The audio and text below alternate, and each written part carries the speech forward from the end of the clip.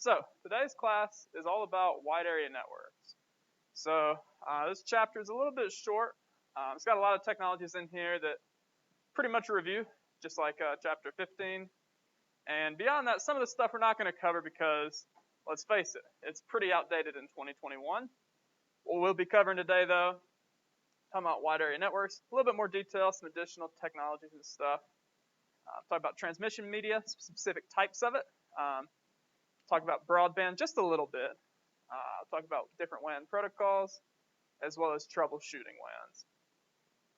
So, right off the bat, as we remember from a WAN, obviously it's going to be a wide area network, and it can have, of course, multiple broadcast domains.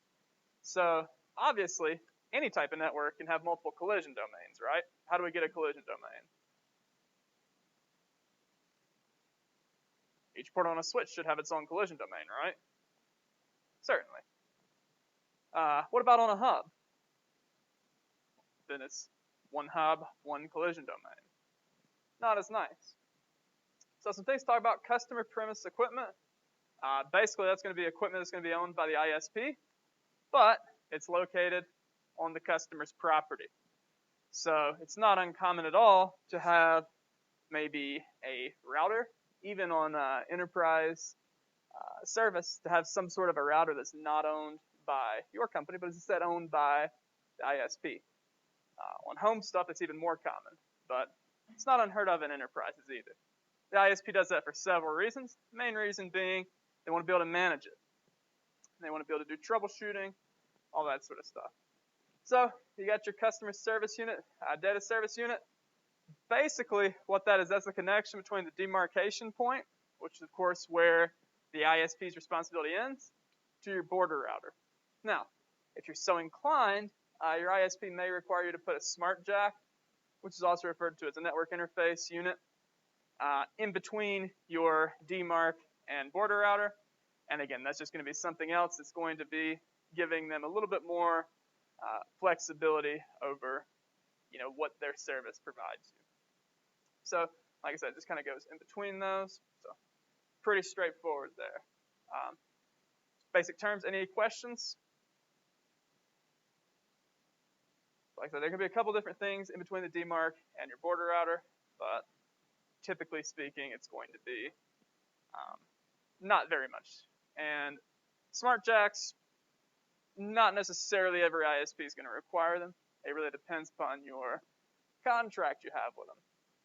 Now, enterprise service is going to be a little bit different than consumer service. Actually, quite a bit different. The main difference is going to be something like a service level agreement. Okay, so if you have a commercial service level agreement, you're going to have a pretty substantial difference in stuff like hold times, stuff like getting the issue resolved.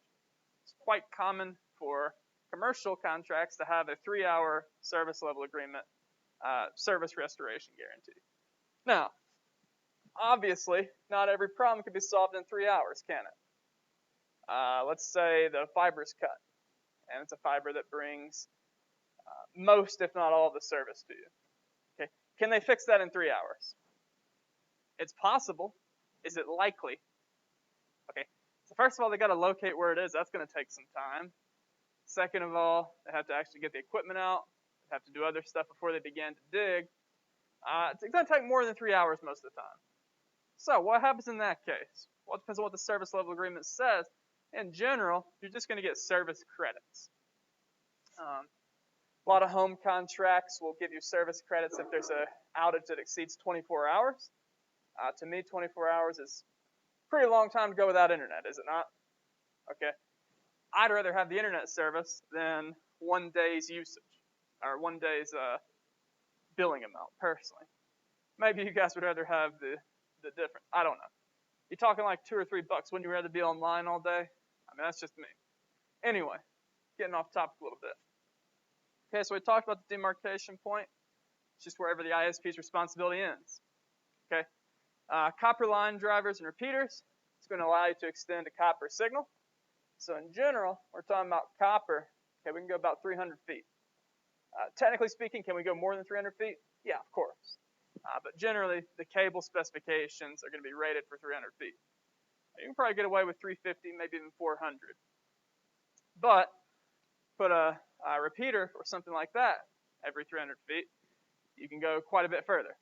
The book says 5,000 feet. I don't know that I'd hold that number to be 100% true. Obviously, the longer you extend a signal, even with repeaters, you're going to have degraded performance the longer it is. So if you go 500 or 5,001 feet, does your signal just drop completely? No, of course not. If you go 4,999, is it going to be, worlds ahead? Probably not going to be noticeable.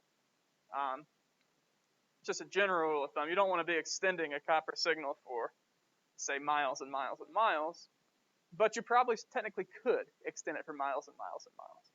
There's better ways to do that, though.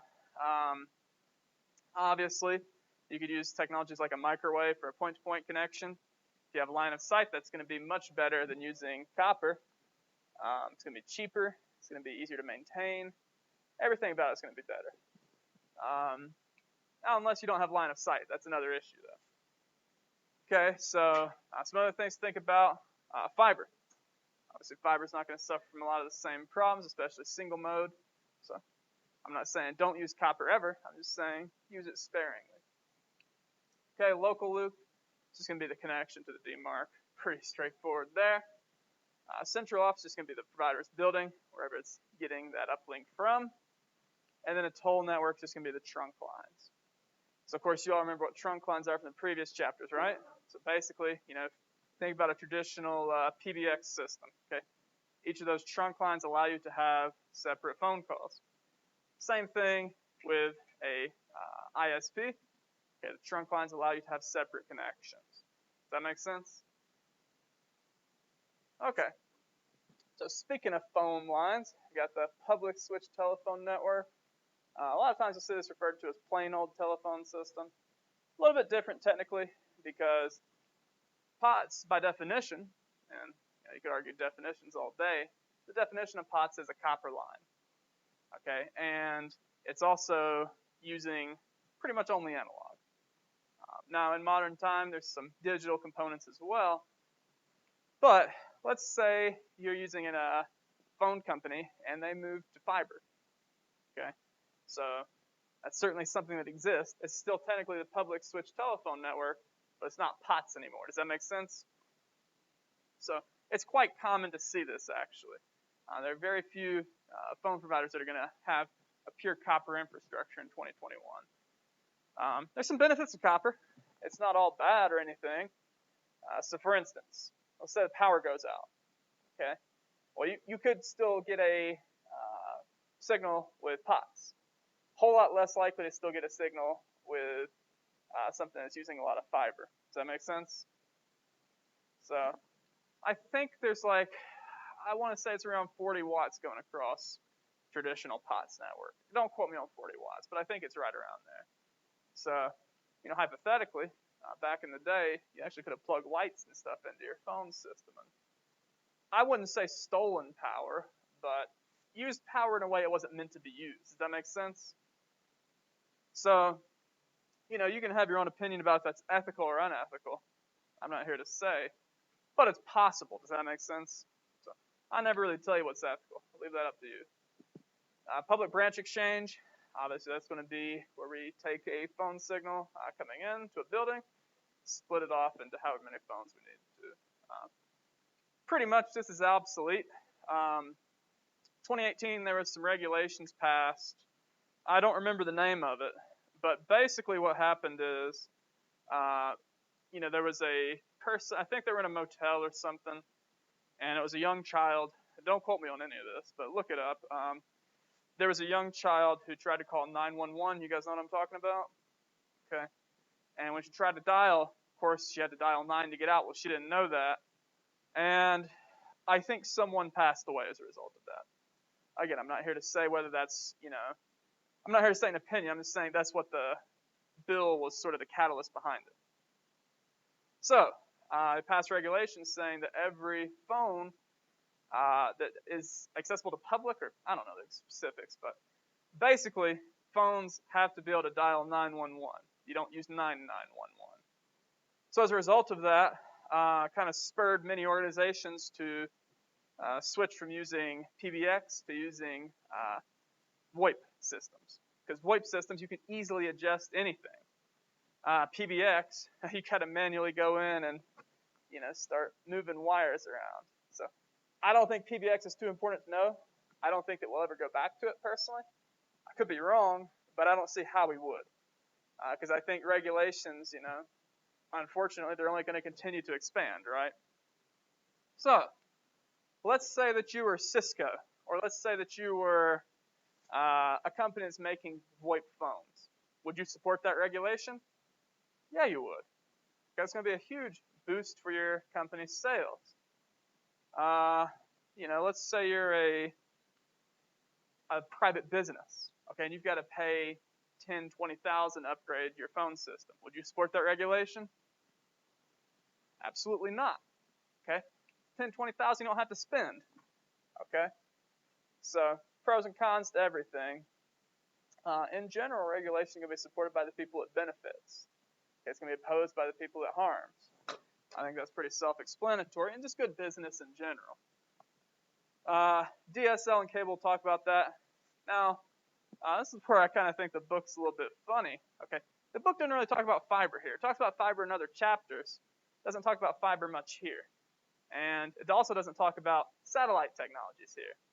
I think satellites are going to be increasingly popular. Of course, we have SpaceX, their company they have, Starlink. Hopefully they're going to go public by the end of the month. We'll see. Musk tweeted it out, so if I were going to tell a joke here, I would say they'll probably go public in October next year, knowing his timelines, but anyway, I'm not going to say that joke.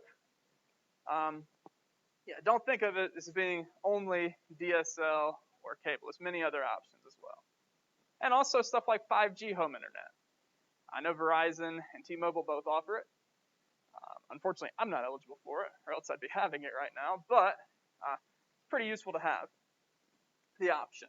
And think about the competitive landscape. If we have 4 to 5 forces, we got threat of new entrants.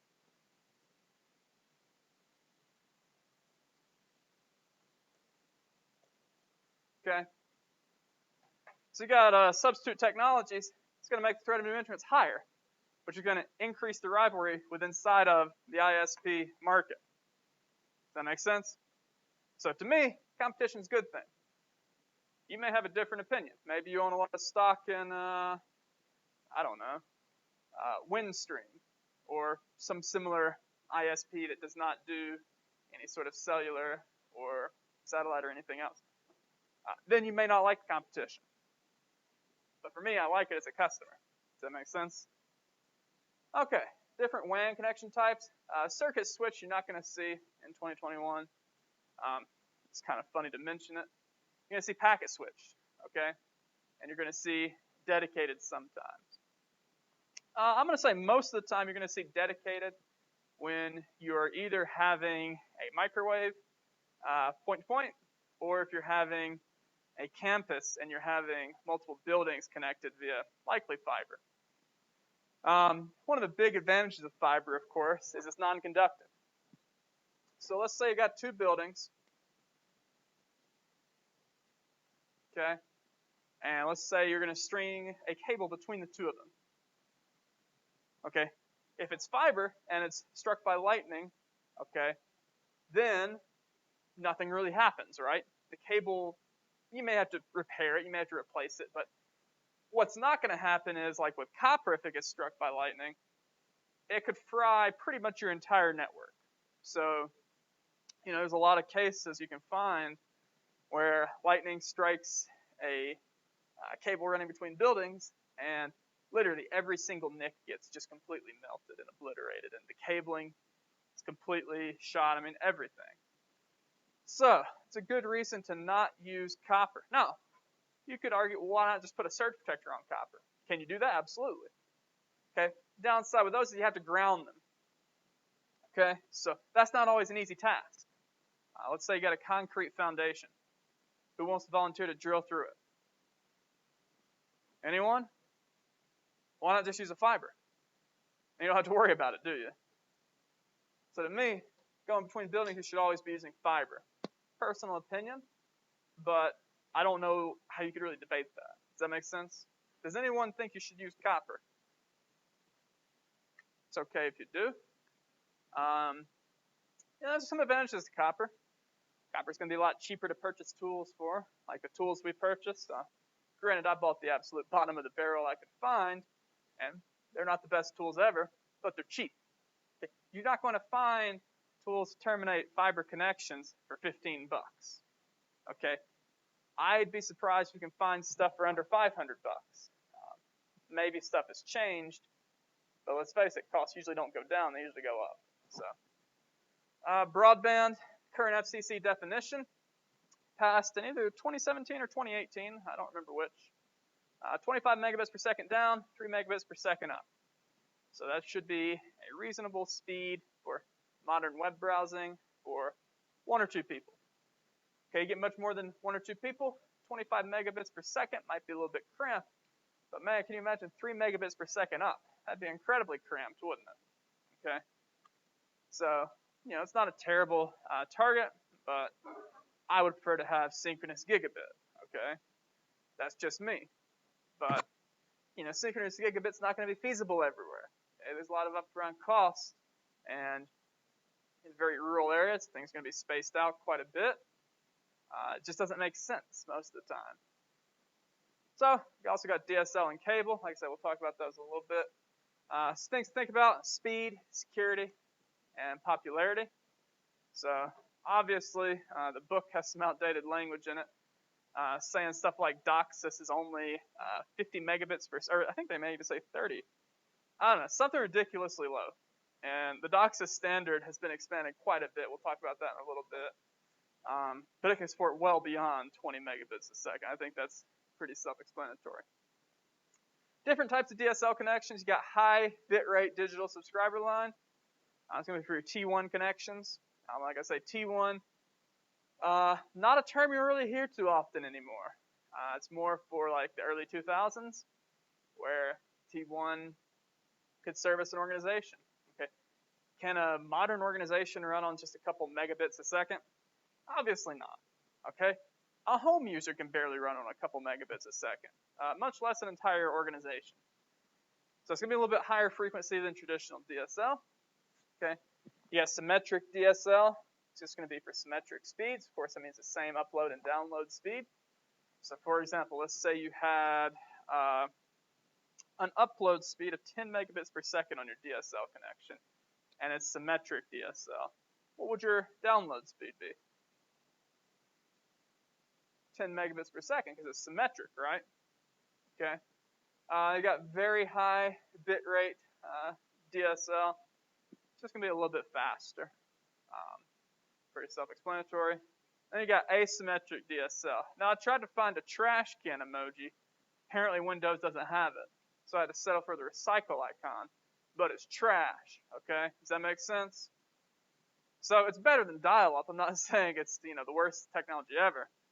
But in general, if you had to pick a DSL, which one would you pick?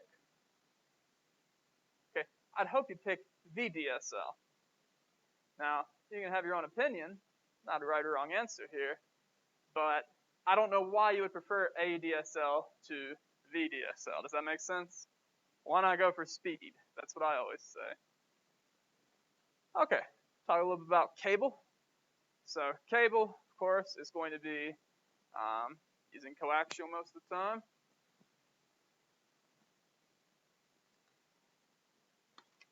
And basically, a couple things to know. You got the head end. Okay, so the head end is going to be where the signal is received, processed, and formatted. So it's all going to be happening at that head end. It's basically where the cable comes in. You got your distribution network. So with cable, of course, as we know, we have subscriber lines.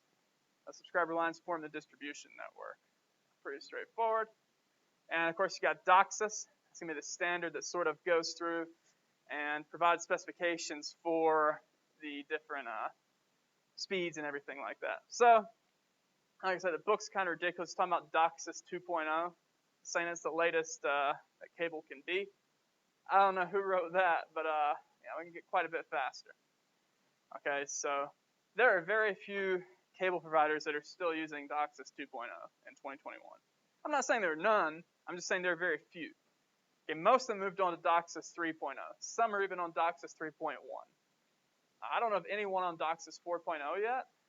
Certainly not achieving synchronous 15 gigabit per second speeds up and down. But that'd be pretty nice to have, wouldn't it? Now, right now, you're probably thinking, what on earth are you going to do with 15 gigabits a second? Well, I don't know. But it'd be cool to have it, would it not? Okay? No reason to not go for more speed, ceteris paribus. Okay, so we talked about DSL, get a little bit slower than DSL. We have integrated services, digital network. It's basically dial-up. Okay, not quite, some technical differences. Just don't even worry about it. You're unlikely to see it in 2021. Okay, frame relay technology is an important thing to understand. So frame relay technology, what you're doing is you're basically having your router establish a non-physical relay to provide services to different locations over the same physical connection. This is basically the same thing as like VLANs. Does that make sense?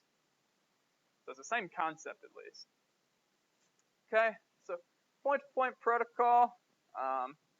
This is a protocol that's going to allow you to sort of encapsulate lots of different data types and do many different things, but it's only going to be at the physical and data link layers. Okay, so you got your physical layer, you have your high-level data link control, you got your link control protocol, and lastly you have your network control protocol. Then you have everything above that. So still operating the standard network stack as we think about it in the OSI model. It's just giving us a little bit more flexibility to establish those point-to-point connections. So you have dynamic multipoint VPN, and this is basically going to be a VPN structure. It's going to be somewhat mesh-like. I don't really like the term mesh here personally, but basically the idea is you have your hub, and I would think of this more as your central office router. Okay, and then your spokes, I would think of those as being your routers for your remote sites. Okay, that's how I would personally think of this. And really what this buys you is the ability to connect one remote site directly to another without going through the central office router. Does that make sense? So that's the main thing you're doing here. Basically, you're establishing those IPsec tunnels from the hub to the spokes, or in this case, the router to the remote sites. And it's going to allow you to basically have those connections be there without being physically there. And the main advantage of this is if you were going from remote site to remote site, you could conserve a little bit of bandwidth. This is a somewhat common approach to take. It's not necessarily the only approach you could take, of course, but somewhat common approach because if you have a large number of remote sites, do you want to have everything going through one or two routers? Probably not. Okay, so there can be some advantages to this, but there can also be some disadvantages. Okay, so let's talk about troubleshooting a little bit. Troubleshooting, of course, is going to be where you have a problem. You got to figure out how to solve it. So a common problem you may have is no internet.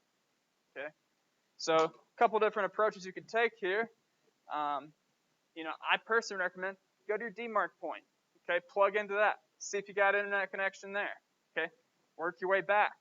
Isolate the equipment that's having the problem. Okay, and don't just test whether you can ping something. Okay, test if all the services are working. So for example, let's say you're able to ping something, but when you type in the address, you can't get to it. Okay, that's obviously going to be a DNS problem, right?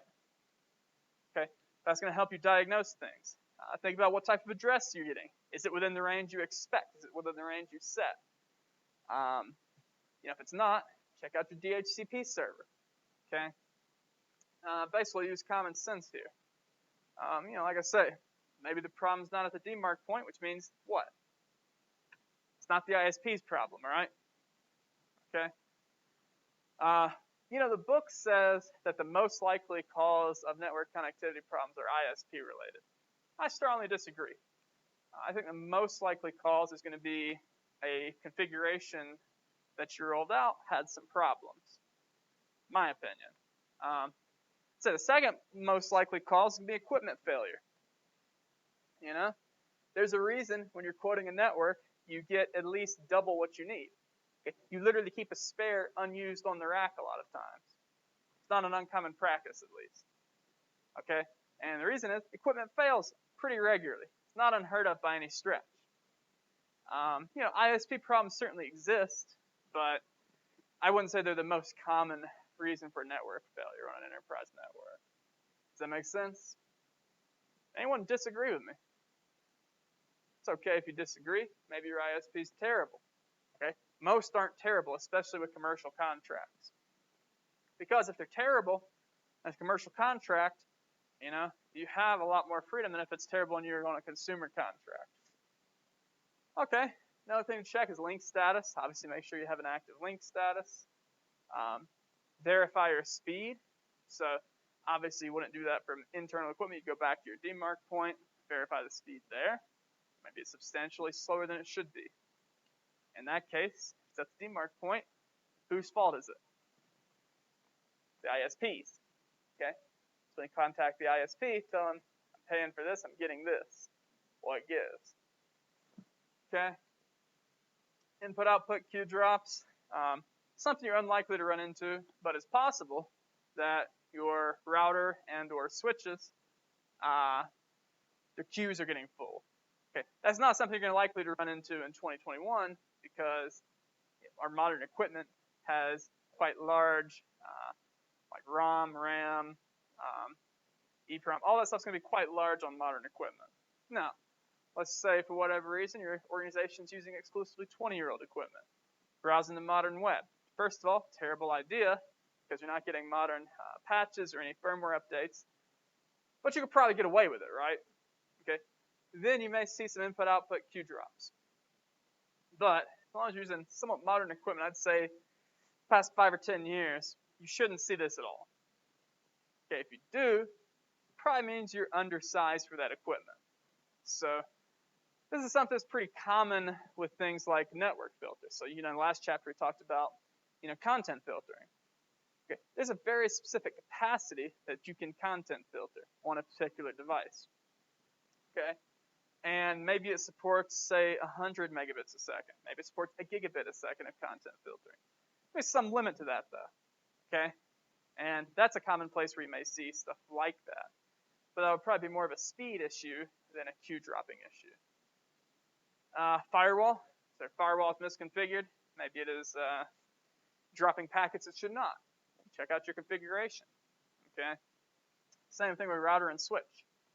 You can certainly have settings on your router and switch that will act and not allow your firewall and everything to function as it should. Okay. So, for example, let's say you're on your firewall, and instead of having your implicit drop all at the bottom, let's say it's at the top. What's going to happen? Anything getting through that firewall? Not a single thing. Okay. Let's say you had something that allowed everything, and you were getting attacked. Okay. It's another problem with your firewall. You allowed everything in.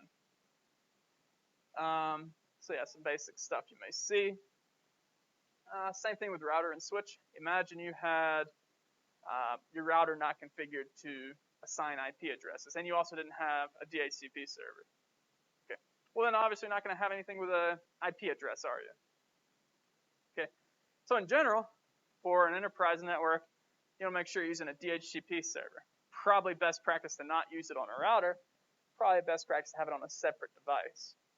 But hey, it's your network. You do whatever you want. Okay, does that make sense? Any questions about troubleshooting?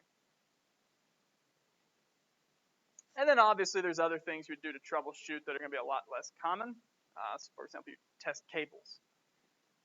Maybe you run a toner across a cable.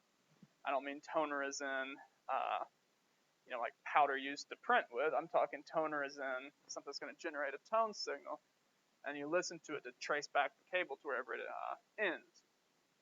Okay, that's also an option. So lots of different troubleshooting techniques we have. So just kind of wrap things up. We talked about WANs, talked about the different types you may see, Talked about transmission media just a little bit. Went over broadband. Made fun of the textbook a little bit. WAN protocols and WAN troubleshooting. Any questions? All right, see you guys Monday. Happy Halloween. Oh yeah, I'm not going to see you Monday. That's right. Thanks for mentioning that. Monday is an asynchronous learning day.